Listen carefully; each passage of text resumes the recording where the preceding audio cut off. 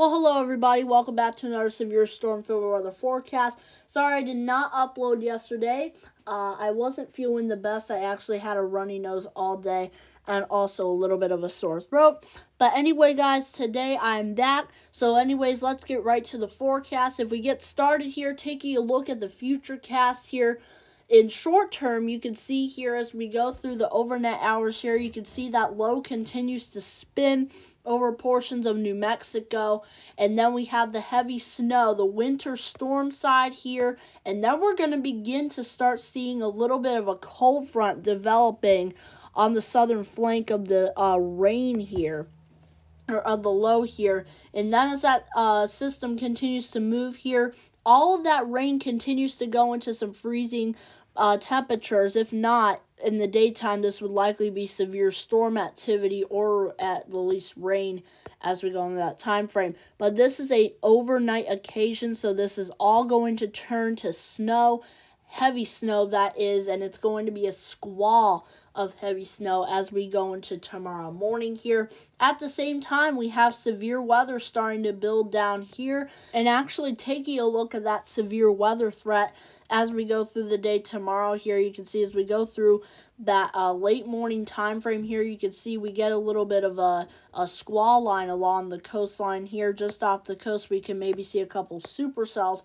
that could be capable of a couple maybe isolated tornadoes or two, and some small hail as we go through the day tomorrow. Like I said, all that snow will change to rain on the northern side. Now as we go into the afternoon, we get some isolated coastal line severe weather here, along with some heavy rain embedded up north and maybe even some snow embedded up here in Arkansas. So no severe weather with this up here, mainly severe weather focused down here on the coastline of Louisiana. And maybe if we could get maybe some of those multicellular thunderstorms inland, maybe we might be talking about a higher severe risk. But for right now, we're talking an isolated risk for tomorrow as the Storm Prediction Center's latest update here.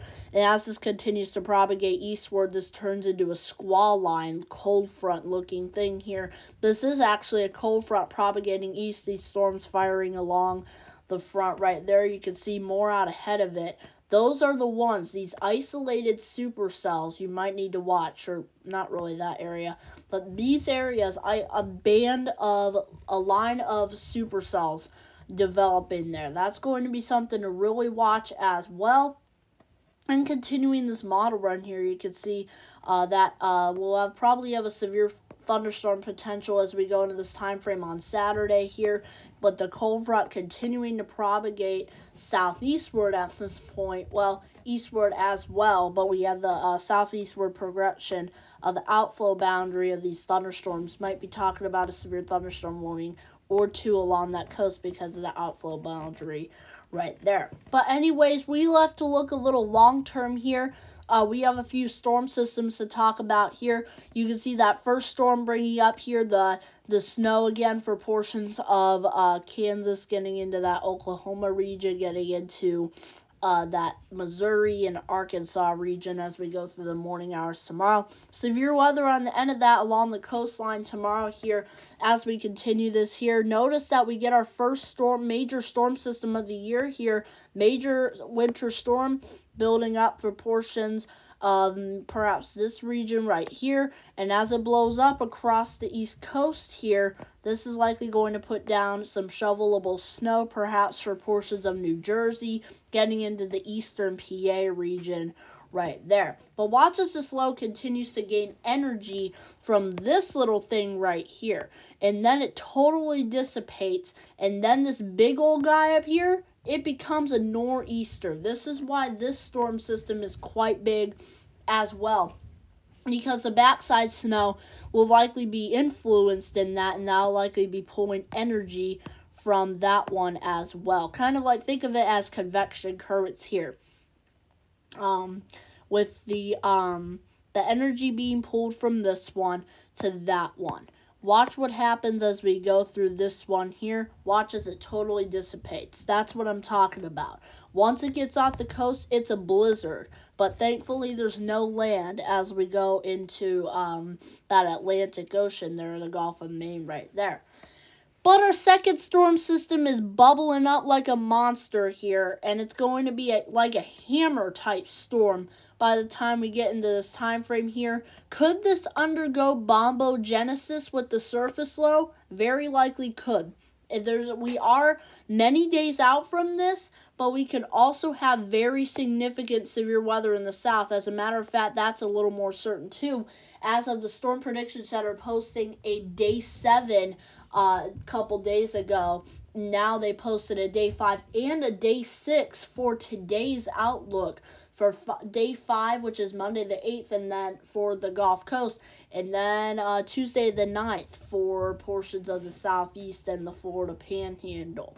That, and then blizzard conditions on the northwestern edge of that. We're going to need to monitor both of those very closely.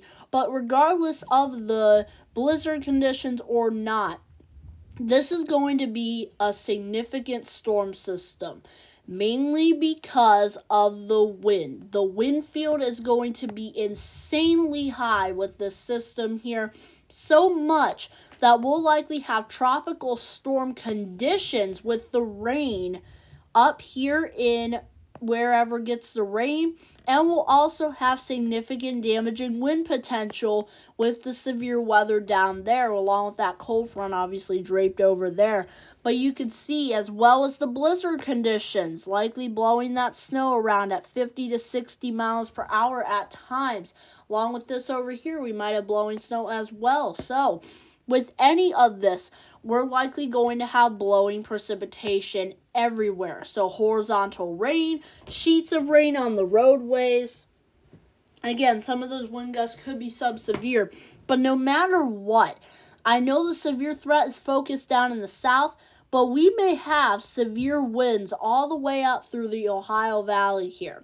This is non-severe winds up here, but they will seem like severe thunderstorm winds because whenever the heavy rain starts, we could be having those stronger wind gusts as well. But anyways, no more wasting time on that. Let's continue this here. You can see we might get bombogenesis going here as we go into this time frame here with heavy snow wrapping around with very strong winds on the backside here, and then very dissipating formation of that system right there, and then it continues off to the east here, and then we obviously have a third one to watch here as it gathers itself in the plain states here. I don't know what this one will do, but this looks like it's going to be a major winter storm again, with rain on the southern edge of it here. We're going to need to monitor it closely because there's a ton of uncertainty here.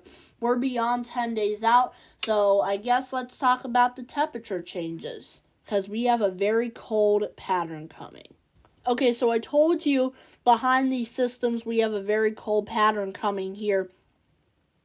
And it really shows as we go into this time frame here. You can see the Arctic air that just spills out of Canada here. Big troughing right here. I would think there's strong cold winds coming out of the northwest as well. And then these evening temperatures in the teens and 20s getting into this entire region right there. Big trough trying to dip down here.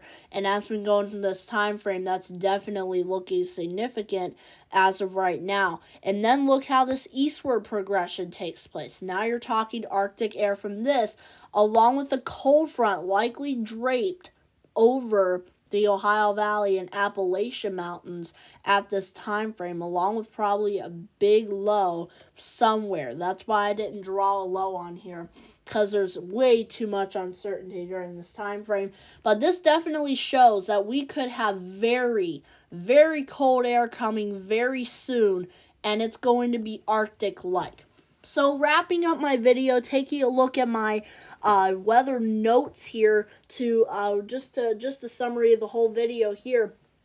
First storm system is likely to track up the east coast, bring feet of snow for the northeast, if not 2 feet as well. Maybe a couple inches for the Ohio Valley and Appalachia. The second storm brings a big, massive wind event for the southeast, as well as much of the Ohio Valley and areas that get rain there on the warm side. And then blizzard conditions would be expected on the cold side and the snowy side of the system.